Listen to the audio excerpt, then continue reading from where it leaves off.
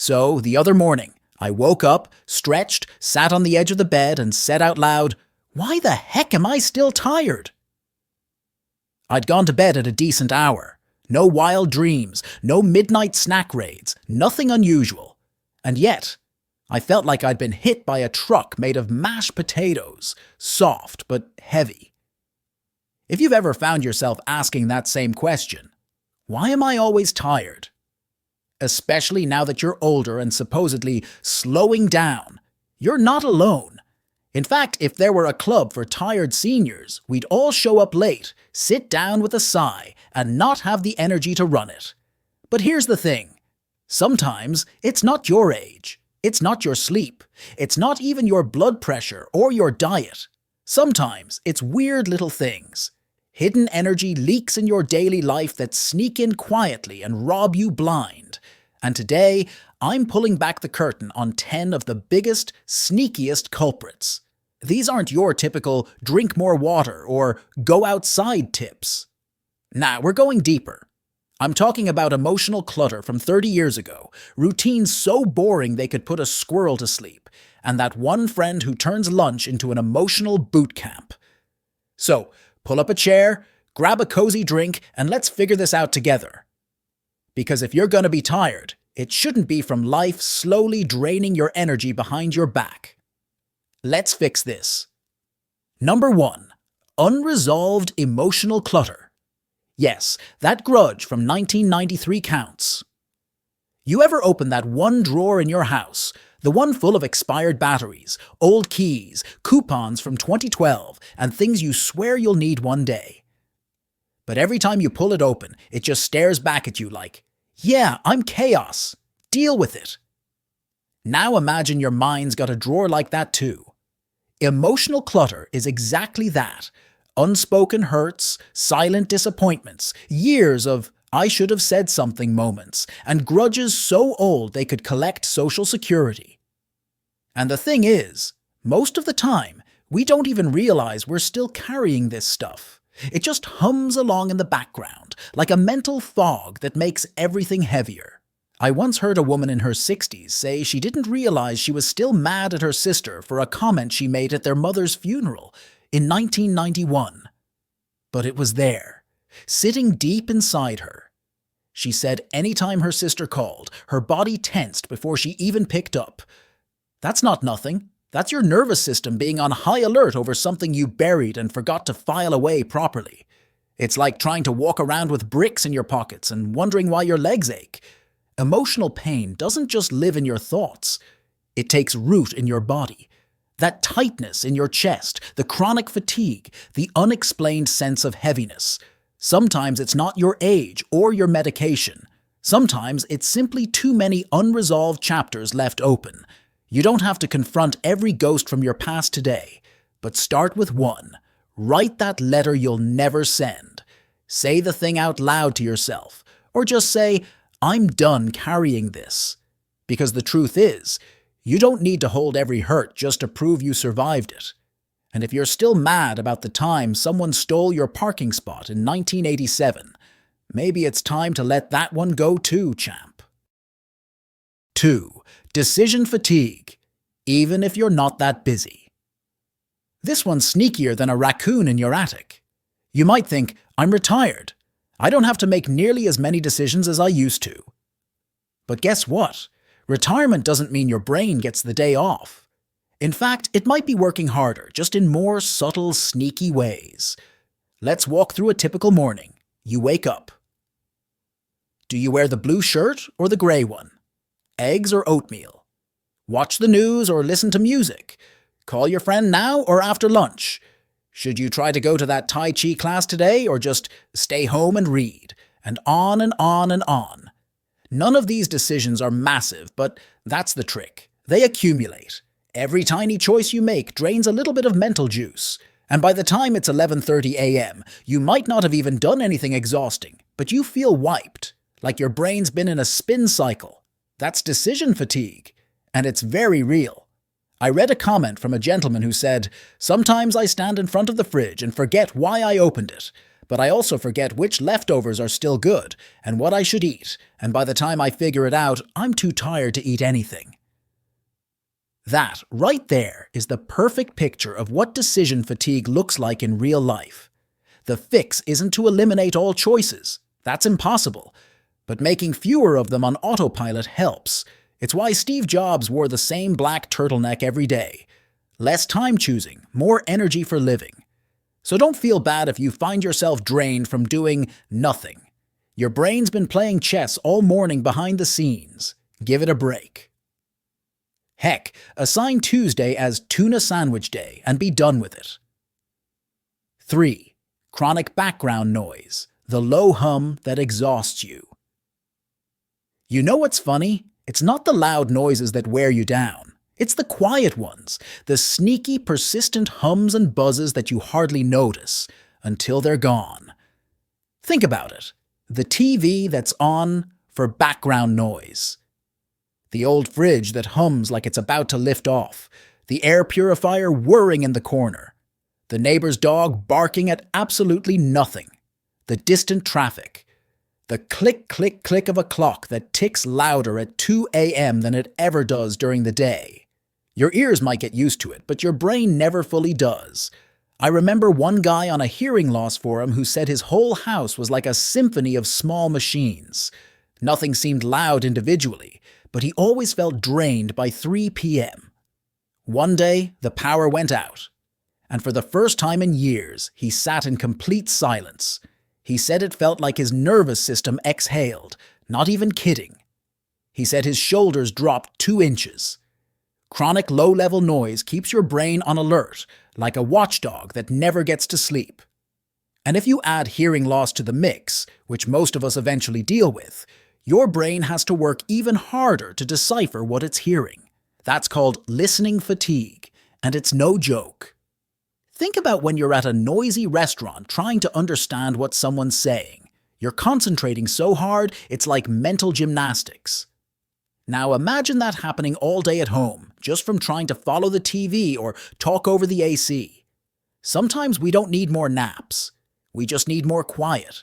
Try this sometime. Sit in absolute silence for 10 minutes. No TV, no phone, no dishwasher running.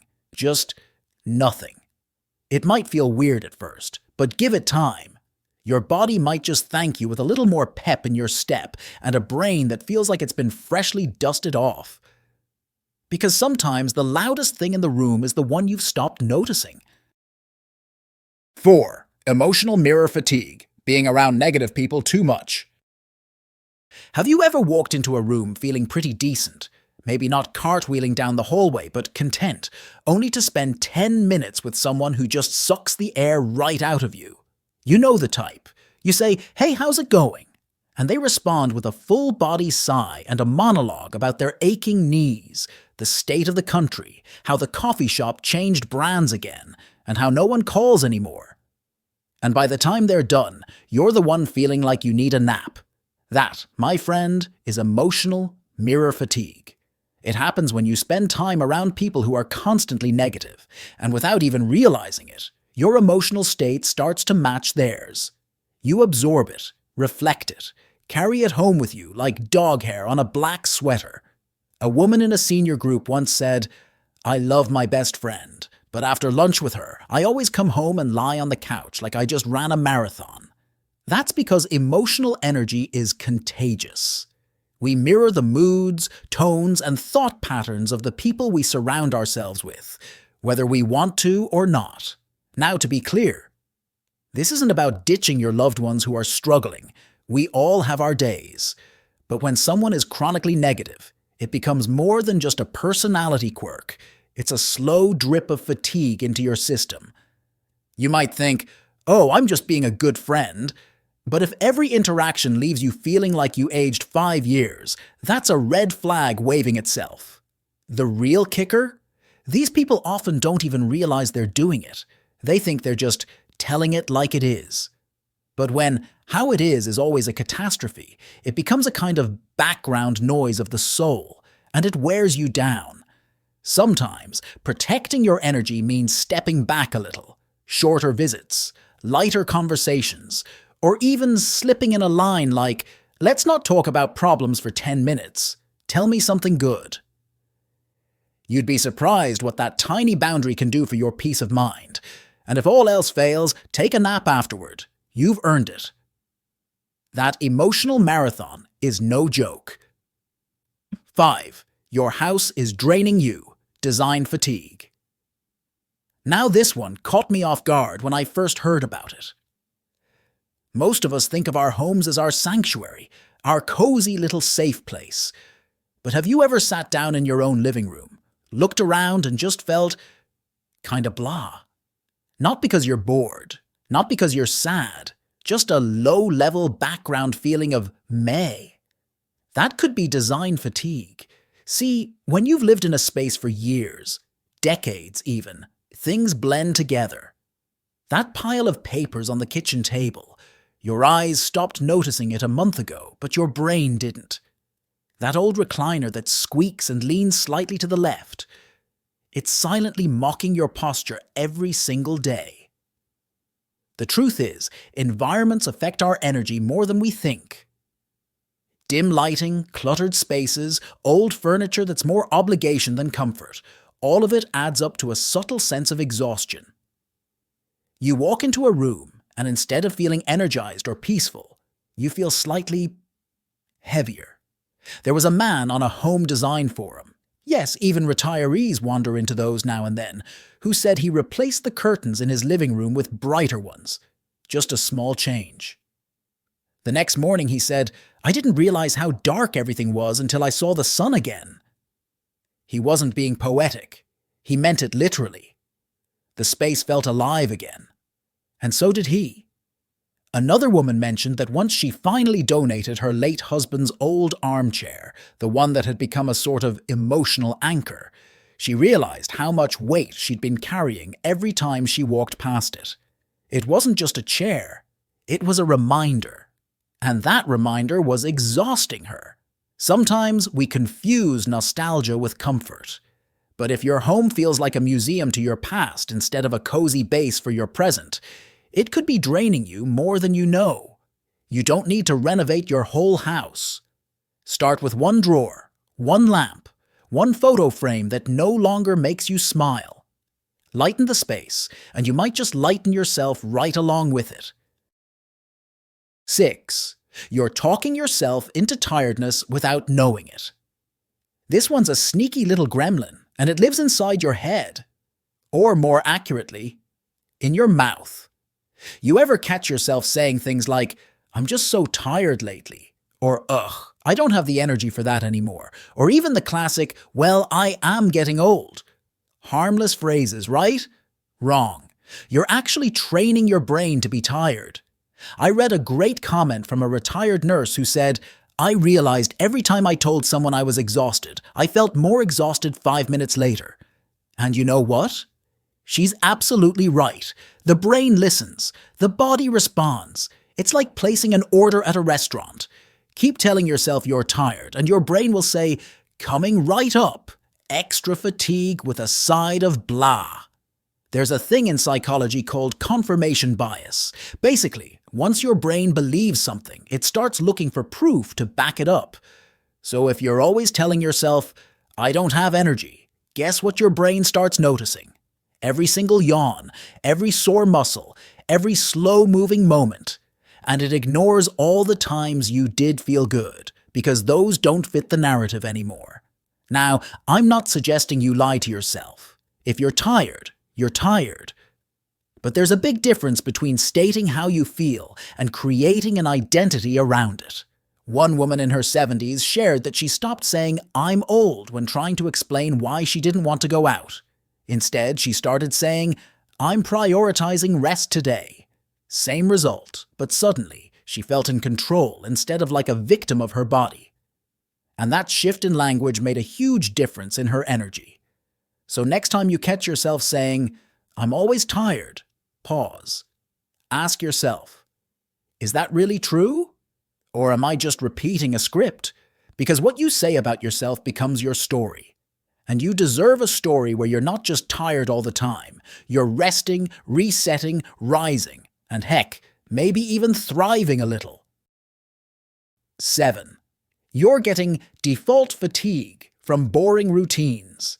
Let me tell you something strange. You can be doing less than you used to and still feel more tired than ever. Why? Because routine, the same old pattern, day in and day out, can actually wear you down more than variety. That's something nobody tells you when you retire. You think, finally, no more alarms, no more meetings, just peace and quiet. But fast forward 6 months and suddenly every day feels like a rerun. You're making the same coffee, watching the same shows, walking the same route, talking to the same people about the same topics. It's like your life got stuck in background mode. That's default fatigue. Your brain gets bored, your spirit gets sleepy, and your body follows. There was a retired teacher I met who said, "I used to think I was exhausted from being busy. Now I'm exhausted from being boring." We both laughed, but she wasn't wrong. When you stop having new experiences, you stop creating new mental stimulation. And without stimulation, your energy starts to atrophy, like a muscle you don't use anymore. You know how a vacation gives you energy, even if you're walking more, doing more, eating too much, and sleeping in a bed that's definitely not as comfortable as your own? That's because your brain is awake. It's engaged. It's experiencing freshness. You don't need to hop on a cruise or go ziplining, unless that's your thing. In which case, please send photos. But maybe you take a different route on your walk. Maybe you cook something wildly new. Maybe you wear that bright shirt you always talk yourself out of. Because the real enemy here isn't activity. It's monotony. And your energy might just be waiting on the other side of trying something different. 8. You might be over-explaining yourself all the time. This one hits home more than people realize, especially for seniors. You ever catch yourself saying things like, "I know I already told you this, but..." Or, "I'm sorry I talk too much," or, "I probably sound silly," but all while you're just trying to share a story or ask a question. That's the exhaustion of over-explaining, and it's sneaky. Because it comes from a place of wanting to be understood, or maybe not wanting to be misunderstood. But here's the thing. Constantly second-guessing what you say, softening it, clarifying it, apologizing for it, takes a ton of mental energy. It's like carrying a little editor on your shoulder, whispering, "Be careful how you say that. Don't come across as annoying. Don't talk too long. Don't take up too much space." That little voice? It's exhausting. A friend of mine told me his mom, now 78, would pause every few sentences when she was sharing a memory and say, "Sorry, you probably don't care about this." And one day he said, "Mom, stop apologizing for being interesting. I like your stories." She teared up. Not because she was sad, but because it was the first time in a long time she felt like she didn't have to earn the right to talk. Over-explaining often comes from years of feeling dismissed, whether by busy kids, rushed doctors, or conversations where someone checks their phone while you're mid-sentence. And that internalized habit of shrinking starts to chip away at your energy and your self-worth. You don't have to explain everything. You don't need a disclaimer every time you share a thought. You're not a burden. You're a book full of chapters, and someone out there wants to read them. So speak up, fully, unapologetically. You might be amazed how much lighter you feel just from dropping that invisible weight. 9. You're absorbing digital exhaust from your screens. You know that feeling when you've been scrolling on your phone or staring at the TV for too long, and afterward, you feel somehow tired and wired at the same time. That's what I call digital exhaust. That foggy, sluggish, overstimulated but under-rested feeling you get from screen overload. And let me tell you, it's not just a young people thing. These days, a lot of seniors are spending more time on screens, whether it's texting family, scrolling Facebook, watching YouTube, playing online games, or binge-watching Judge Judy. And while all of those things are perfectly fine in moderation, the problem is, your brain doesn't always know when to stop. Your eyes keep watching, but your brain keeps processing. The news ticker, the comment sections, the flashing ads, the clickbait titles. The subtle stress of trying to type a message on a phone keyboard the size of a postage stamp. It's like running a marathon with your eyeballs while your brain juggles flaming swords. A man I follow online said, "I watched 5 YouTube videos in a row about how to relax. By the 5th one, I was more anxious than when I started." That's the digital trap. Your intentions are good, but your energy ends up hijacked. And unlike a real conversation, screens don't give energy, they mostly take. That's why you can spend 2 hours on your phone and feel drained, but spend 10 minutes talking to a friend and feel recharged. The solution isn't to go screen-free, it's to go screen-smart. Be intentional, don't fall into the endless scroll. And if something online leaves you feeling more anxious than inspired, it's okay to close the tab and step outside instead. The internet will still be there when you come back, unfortunately. 10. You're not bored. You're underconnected. There's a difference between being alone and being underconnected. And the latter is what really drains people, especially as we age. You ever sit there thinking, I should feel rested, but instead you just feel kind of flat? Like your battery is 40% full and never quite recharging? That's not laziness. That's lack of connection. See, we're wired for relationships. And I don't mean big parties or constant socializing. I mean feeling seen, feeling heard, feeling like someone genuinely gets you. And when we don't get those kinds of interactions regularly, our spirit starts to slump. We might call it boredom or tiredness, but really, it's just loneliness wearing a disguise. A widower in a retirement group once said, "I talk to people every day, but no one really knows me anymore." That line broke my heart and explained so much about his chronic fatigue.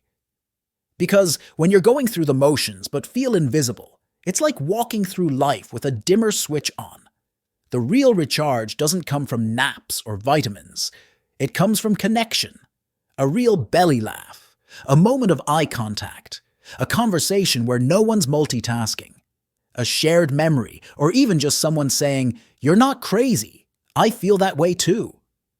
So if you're feeling worn out, ask yourself, when was the last time I really connected with someone, not just chatted? When did I last feel lit up by a conversation? And if the answer is, I can't remember, then maybe your next energy boost won't come from sleep, but from being seen. So here we are, 10 sneaky energy drainers later, and I bet at least one of those made you go, "Oh, yep, that's me." Maybe it was the boring routine. Maybe it was the screen time. Maybe it was that emotionally exhausting neighbor who drops by uninvited and leaves you feeling like you just ran a marathon in flip-flops. But here's the good news. Now that you see these hidden culprits, you can do something about them. You're not just tired because you're older. You're tired because life, people, habits, even your own thoughts, they've been pulling at your battery without asking. And the moment you take back control, even in small ways, you start to feel more you again. More awake, more alive, maybe even a little mischievous, which is always a good sign. So hey, try shaking up your routine tomorrow. Speak without apologizing. Clean one weird corner of your house. And please, for the love of sanity, don't spend 2 hours watching how to relax videos while wondering why you're anxious. Just turn the screen off and be. If this hit home, or made you laugh, or made you go, "Wait, why does this feel like my diary?" then let me know down in the comments. And if you know someone who's constantly saying, "I'm just tired all the time," share this with them. It might just be the wake-up call they didn't know they needed. Kindly support the channel by hitting the like button and subscribing if you haven't already. It helps more than you know. Take care of yourself, and I'll see you in the next one. Now go take a real nap. You've earned it.